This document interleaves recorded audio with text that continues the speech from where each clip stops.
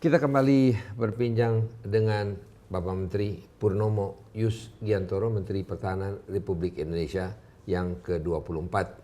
Dan kita akan lanjutkan beberapa pertanyaan. Mungkin kita akan bertanya sesuatu yang pada waktu jeda beliau sampaikan kepada saya.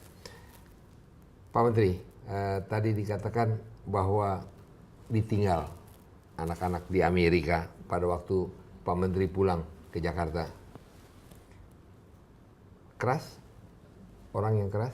Pak Menteri ini orang yang keras terhadap keluarganya, terhadap anaknya, berpendidik dalam hal pendidikan dan disiplin di dalam rumah. Begini Peter, pada waktu itu kami berpikir kalau dia harus kembali ke Indonesia, kemudian dia harus melanjutkan SMA di sini, sistemnya berbeda, begitu. Dan pada waktu kami berangkat ke sana, mereka sudah kami berikan dasar kuat. Ya misalkan mereka berlatih menari Jawa. Dan mereka memahami kultur dari Indonesia, budaya Indonesia. Jadi saya mantap, ya, waktu itu kalau mereka kembali harus ada adjustment yang mungkin mereka perlu waktu. Nah, sehingga ya saya putuskan mereka meneruskan SMA di sana. Kemudian yang meneruskan perguruan tinggi sana.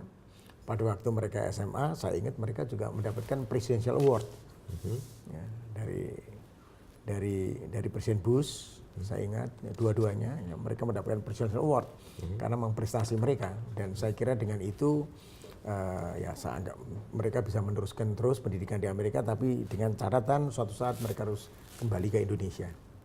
Dan yang pertama sudah kembali, sekarang bekerja di BP Migas. Pak Pur, kalau boleh saya sebut sebagai Pak Purnomo, baru menginjak umur 60 tahun, Juni tahun 2011. Ya. Jadi sekarang menuju 61 tahun. What do you think, apa yang menurut Pak Pur, what has been the best part of your life? Apa yang merupakan bagian yang terbaik, cita-cita atau sesuatu yang telah tercapai? What can you say, this is what I have achieved? Ya. Apa yang paling dibanggakan oleh Pak Pur? Itu yang saya teringat selalu, apa yang dikatakan oleh ayah saya, lakukan yang terbaik. Saya kira selama ini saya sudah memberikan yang terbaik ya, untuk tanah air saya. Jadi saya sudah lakukan yang terbaik untuk bangsa dan negara saya. Saya tahu ini adalah era demokratisasi, di mana tentu di dalam perjalanannya it's not easy, ya, tidak demikian saja mudah, tetapi saya telah berikan yang terbaik. Lihat pengabdian saya kepada negara ini ya tentu di pemerintahan, karena sejak saya kembali dari Amerika pada waktu itu saya mengabdikan diri di pemerintahan. Era Pak Habibie, era Gus Dur, Era Pak Harto dulu. era Pak Harto, tapi belum menteri. Eselon 1 waktu itu. Eselon 1. Ya, Era Pak Habibie. Ya. Era Gus Dur, menteri. Ya. Menteri Pertambangan pada waktu itu. Era Megawati, ya, menteri Pertambangan. Era Bapak Susilo Bambang Yudhoyono, presiden, ya, menjadi Menteri Pertahanan. Ya. Juga pernah menjadi presiden dan sekjen OPEC. Ya, tapi OPEC itu bukan organisasi orang pendek. Gitu. Perminyakan, sesuatu institusi yang, kenapa organisasi orang pendek? Kan OPEC. Ya. OPEC itu organisasi orang pendek. Iya, iya, iya. Kenapa disebut begitu? Ya itu diplesetin aja. Dari segala sesuatu yang Pak Purnomo lakukan, apa yang merupakan hal yang saya katakan, saya telah puas melakukan ini? Sebetulnya kalau dikatakan puas, seorang manusia kan tidak selalu puas dengan apa yang dicapai.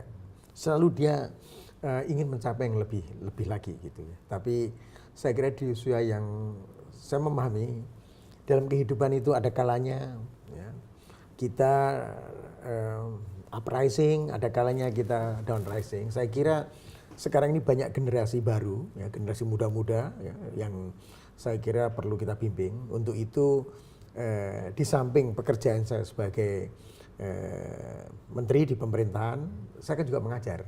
Gitu. Saya mengajar, saya berada di ITB, ya, walaupun saya memang juga sebagai pengajar juga di Atmajaya. Begitu. Jadi saya ingin menyampaikan apa yang saya dapatkan itu kepada generasi muda. Dan itu yang saya puas, itu yang saya inginkan ya. Dan saya membuat buku. Sekarang itu sudah ada sekitar 4 buku yang saya selesaikan, dan yang akan selesai ini juga satu lagi nanti.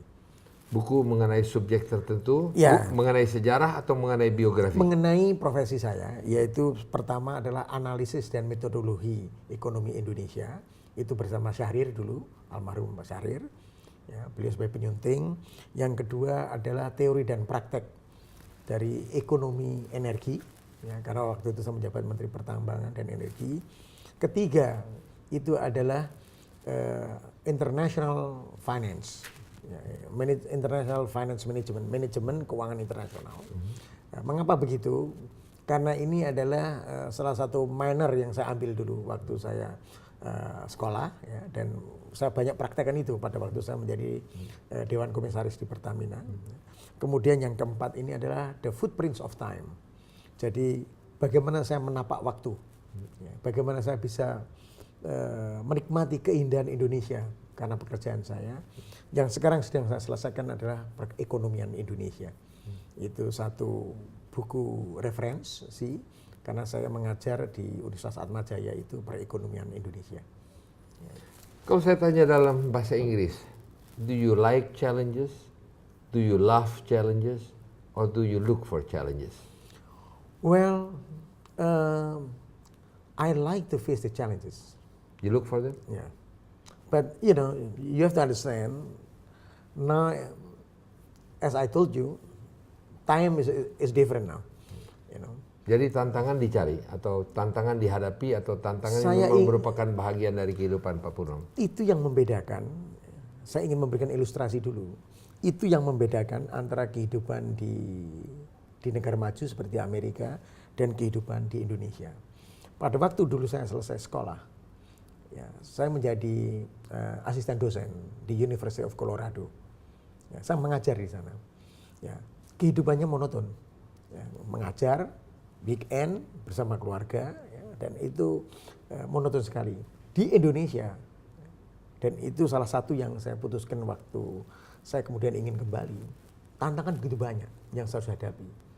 Ya, begitu banyak tantangan yang saya harus hadapi, dan saya harus menghadapi itu. Ya, saya tidak bisa lari dari tantangan. Tidak bisa menghindar, ya. Dan itu ternyata apa yang saya lakukan sekarang, ya, banyak tantangan, ya, saya selesaikan. Regardless itu adalah mungkin pandangan dari sisi lain itu beda dari pandangan saya, tapi saya harus putuskan, dan itu saya lakukan. Gitu. Jadi that's the way that I try to solve the challenges. Ya.